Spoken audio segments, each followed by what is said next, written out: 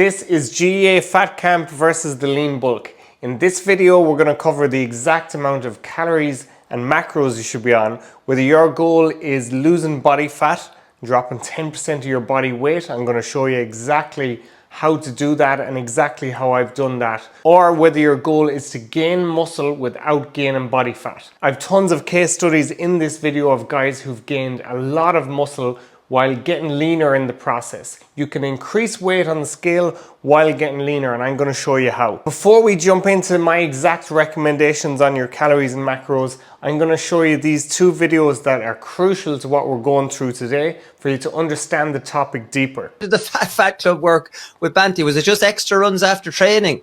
Yeah, there was extra runs and dietitians and Atkins diet and rabbit food diets and steak for breakfast and different things. It was 2008, I remember. One of the diets was no carbs, like you were supplementing your carbs with, there was a bag of stuff full of powder, I don't even know what was in it. And that's what, and basically you were on meat and veg 3 times a day. And don't get me wrong, it worked for losing the kilos, but from a performance point of view, like you were nowhere near where you needed to be. If there had been another game, I'd say I would have been dropped. I was playing that badly. Physically, you were losing the weight, but you were no shape to be playing an inter-county game. So I stick to a minimum of 1 gram per pound of body weight. Everyone knows that number. It's so simple. Just stick to it. Make sure you're at least hitting that. And that's what you prioritize. So then you take that. I'm 250 pounds. That's 250 grams of protein with 4 calories for every gram of protein. So multiply that by 4. You're already at 1,000 calories. And then if I'm trying to 4,000 calories total, then I'm going to take 20 to 30% of that total caloric intake and make that into fat. That would be 800 calories for me in fat. So then I have 1,000 calories of protein, 800 calories of fat, and then I just fill the rest with carbs. And then there's your macros right there. That's literally how simple it is. And the most important thing is to continue to track going forward. Something we need to be very clear on in this video is you're trying to lose fat or build muscle while you're playing Gaelic football, while you're on the pitch 3 times a week. And that has some special requirements, because if you, let's say, do an ordinary bulk, which I don't like to use the term ever when I'm dealing with Gaelic footballers, that implies that you're going to gain some body fat. And you gaining excess body fat when you play Gaelic football is a massive no-no. You need to learn how to build muscle without getting fat, or else it's going to have a massively negative impact on your pitch performance. Carrying around extra body fat will make you a lot slower and a lot less fit. And when you're in fat camp, you're trying to lose weight, you need to be in a deficit, but you can't be in too much of a deficit, like what he mentioned in the video, where your energy levels go terrible and you come close to getting dropped or get dropped because your energy levels are so low because you're not eating enough food to fuel your performance in pitch sessions or on match day. So while many of you are used to the terms cutting and bulking from bodybuilding, and they can be helpful as people will understand what I'm talking about, I don't use those terms at all because they imply going a bit severe both ways. Severe calorie deficit and low energy while you're trying to get lean, and severe fat gain when you're trying to bulk up and gain weight very, very quickly. This is how you do both of those things, gain muscle or lose body fat, in an athletic way while having tons of energy for your training sessions and even just day-to-day life. So first of all, we have GEA Fat Camp. So this is a very common term in the GEA. I remember the first ever team I trained, Gary Moore, and at the end of the weight training session, when the skinnier lads, or the lads who needed to bulk up and get bigger, they went and did some work for extra arms and shoulders, and the heavier guys in the off season, they did some HIIT training at the end of the session. But I quickly learned over the course of 3 or 4 years that, hang on a second, you can have the heavier guys doing all the extra work in the world. They can be doing extra runs, extra HIIT sessions, just extra activity.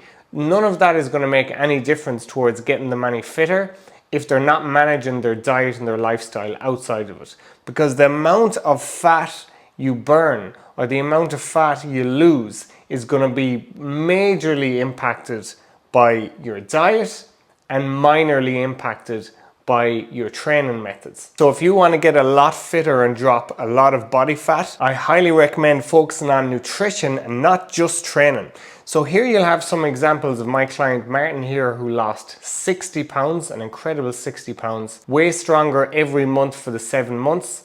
Michael, who lost 13 kg in the middle of the season, so he went from 93 down to 80 and had a really good season. His team got to the county semi-final. Mikey and Bradley here, who lost an incredible 13 kg in just 12 weeks. That's 27 pounds in 12 weeks while getting stronger and lifting heavier weights all the way through those 12 weeks. So that's very, very quick. Also have Joey here, who lost 11 kg in 16 weeks for this dramatic transformation. And then Keith, in the 8 weeks before championship started and the first 4 weeks of championship, he dropped 7 kg. So he went into a deficit despite being that close to championship, and he got way, way, way fitter and way more energetic while he was in that deficit. So this is the exact approach I took for those guys to lose body fat. The first thing is I started them all on 2,500 calories. 2,500 is where I recommend you start if you want to lose 10% of body weight. That should be your target. If you can't see any of your abs, if you're over 20% body fat, you should be looking to lose 10% of body weight in 12 to 24 weeks. Or you can really do it in 12 to 16 if you lock in fully and you give up alcohol. But 12 to 24 weeks, 10% of body weight. So if you weigh 80, that'll be down 8 kg. If you weigh 90, that'll be down 9 kg. And you can do that while getting stronger and having plenty of energy for your pitch sessions. So the macros I'm going to give you here are 2,500 calories, 200 grams of protein, 60 grams of fat and 280 grams of carbs. Now, whether you're trying to build muscle or lose fat, I usually start people on around 2.5 and see what happens after a month. So while they're getting stronger, while they're tracking their calories very consistent, let's see how their body responds to 2.5 and then adjust accordingly after 1 month. But the vast majority of my clients and all the guys I showed you there in the examples, they would have started on 2.5 and went down to 2.2. So I'm going to give you a 2.5 breakdown, a 2.2 breakdown and a 2,000 breakdown, but it's quite rare that I lower calories to 2,000. Other considerations for a fat camp would be a lot of guys think that going low carb is a good idea. I'm strongly against low carb. I don't like processed carbs at all. I don't like them for digestion and overall health, but I do love carbohydrates, potatoes, rice, fruit. You want to get as much of that stuff into you as possible. This dietitian seems to have given him a bag full of powder and he was eating no carbohydrates, and as he says, he was in no fit state to play a game. Unfortunately, there's a lot of shite dietitians out there. Just like there's some terrible guards and nurses, there's terrible strength and conditioning coaches, plenty of them as well. There's terrible doctors even. There are some terrible dietitians who don't really have a clue what they're talking about. So even if they're a dietitian or a nutritionist or whatever, if they're telling you to do low carb, do not listen whatsoever. Low carb is a bad idea for a Gaelic footballer. Even if you're trying to lose fat quickly, you don't need to do it. I've never done it with any of my clients. Another consideration that I'm going to show you here on a graph is the alcohol spike. So let's say if you're trying to stick to 2,200 calories, for example, and I explain this to clients all the time, every single week. You have your 2,200 across 7 days. You have 1 day where you go 1,000 calories over, and that would be pretty moderate if you went to 3,000. Usually they'll go 2,000 or 3,000 calories over on the day they drink alcohol. And that ruins the calorie deficit for the whole week. You do that every second week for 12 weeks and you've basically cut out all of your fat loss. So keeping the calories level 7 days a week is almost impossible if you have that alcohol spike. Not if you go for a pizza or if you have a burger and chips, you can usually fit that inside your calories, but the alcohol usually writes it off completely, not to mention the negative health impacts. High protein, high fiber. This is crucial because you might have noticed that if you have 10 pints of Heineken, you can still eat a big kebab on the way home. So 10 pints is 2,000 calories, another 1,500 calories in the takeaway, and you can just eat even though you've had so much liquid calories already. But if you have a high protein, high fiber diet, let's think about something like steak and potatoes and broccoli. You could eat 600, 700, 800 calories of that and be absolutely stuffed. You wouldn't even fit a dessert. You'd be completely full. So that tells you that liquid calories fill you up far less than calories that are high in protein, natural food sources, high in fiber, That's what you want to be aiming for. So all of the clients that I dealt with who lose a lot of body fat, I asked them, are they hungry regularly? And the ones who are really successful are never hungry. High protein, high fiber foods. And you might think 2,200 doesn't sound like much, but if it's high protein, high fiber, it's plenty of food. So for the lean bulking group, the group more like myself, born naturally very skinny, can probably run all day, but finds it hard to put on muscle. Here's some examples of some guys who've gained muscle and got leaner at the same time. Now you've already seen things like this happen, on your inter-county panel. You've seen lots of guys, they go in on the panel, they're only 19, 20, 2-3 years later, they're up about 10 kg, but they look even leaner even though they've gained weight. So let's say if you weigh 70 kg and you gain 10 kg, 7 or 8 kg of that is muscle, 2 or 3 kg is water and fat. Your percentage body fat still goes down even though you've gained weight. So if you look at someone like Oisin Mullen or Conor Callahan, they're a lot bigger, a lot heavier than when we saw them first. And that's very, very impressive because they've managed to build muscle, get fitter, get faster all at the same time. And that's a crucial thing we're trying to do here, as opposed to a bodybuilding style bulk where you just get fat. I did 2 of them myself in the past.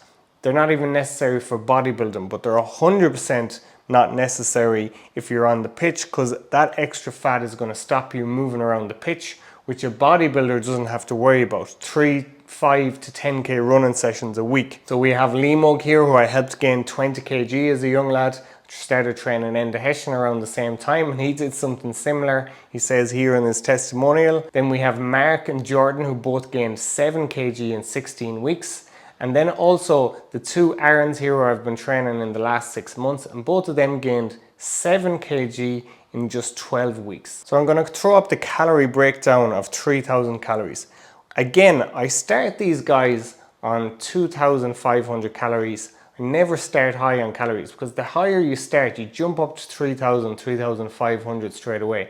You're going to gain a lot of fat. You need to go up slowly and adjust it, and then you need to adjust it down the way when you're trying to lose weight. You don't want big jumps up or big jumps down, because your body doesn't react well to big changes in calories. Another reason why I hate carb loading, just this 1 day a week where you're supposed to eat all these extra carbs. Your body does not respond well to that. Now what you can learn from bodybuilding, and what from Chris Bumstead in the video, one of the best bodybuilders of all time, is to have that attention to detail in terms of tracking, to keep continuing to track going forward. And you really do need to build your knowledge base and your education in terms of the calories and the macros in specific foods, and the calories and macros in your typical meals.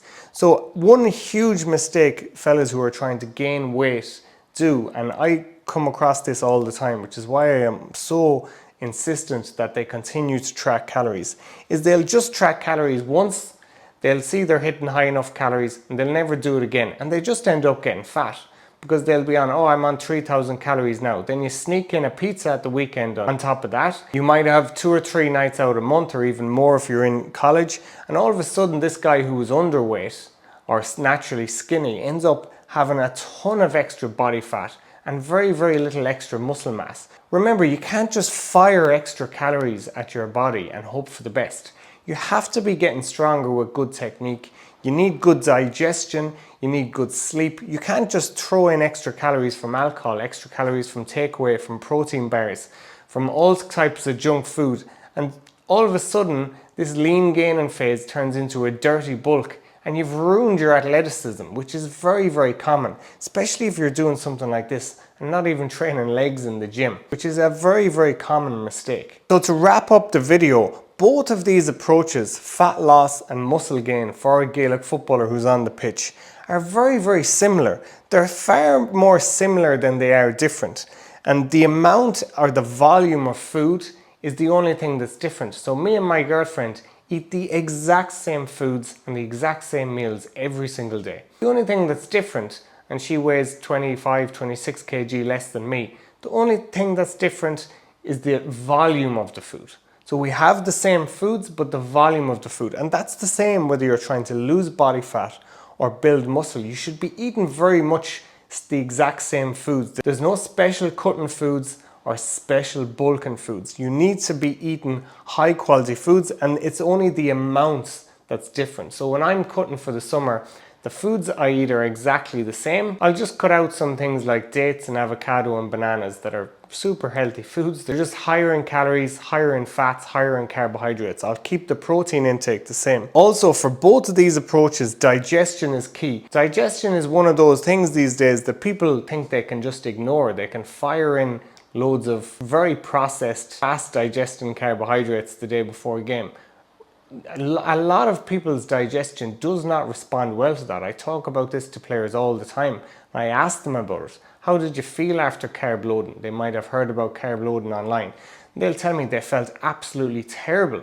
And they'll also have said they never tracked calories before and they don't know what macros they're on. But they decided to throw in all these extra carbohydrates from processed, fast digesting carbs. Complete disaster. Very, very bad advice and very simplistic advice. So digestion is key, making sure you're picking foods that digest well, whether you're bulking or whether you're cutting. Limiting alcohol is key because it's going to cause excess fat gain in the bulking phase. Alcohol is not going to turn into muscle mass. So what are the chances that every week you need to eat 3,000 or 4,000 calories extra and you're just going to take in those 3,000 or 4,000 calories from alcohol, and a calorie is a calorie and it's just going to turn into muscle mass? That's absolutely not the way it works. Do not be getting your extra calories in when you're trying to bulk from alcohol. It's not going to end well and it's going to have bad health impacts. And then for fat loss, it's just a complete disaster. And for both strategies, your protein goal and consistency and making sure that you're getting stronger with good technique is crucial. Whether my guys are losing body fat or whether they're building muscle, whichever is the main focus, we are getting stronger with good technique in the gym. It's only when you get extremely lean is it hard to keep on getting stronger in the gym with good technique. And in the bulking, you won't have to worry about that at all. A surplus of calories, the weights should feel absolutely fantastic as long as your technique and range of motion is good. And then finally, with both approaches, it's absolutely crucial that you sleep, you walk your 10,000 steps. Athletes move a lot. Have the ball in your hand every single day for 10 to 30 minutes. That is something that we used to do as kids and not enough players do it as adults. But if you have a ball in your hands, you're usually on your feet, you're moving around, doing some skills work. Make sure you have your 10,000 steps. Make sure you do your ball work every day. Move like an athlete, whether you're in a fat loss phase or a muscle gaining phase. Sleep properly, walk and do your skills work, and drink plenty of water. Water is so underrated.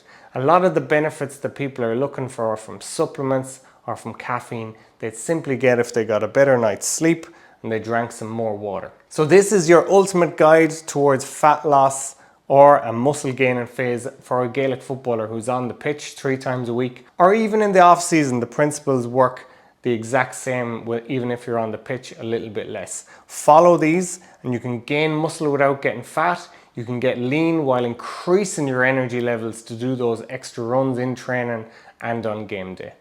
Let's go.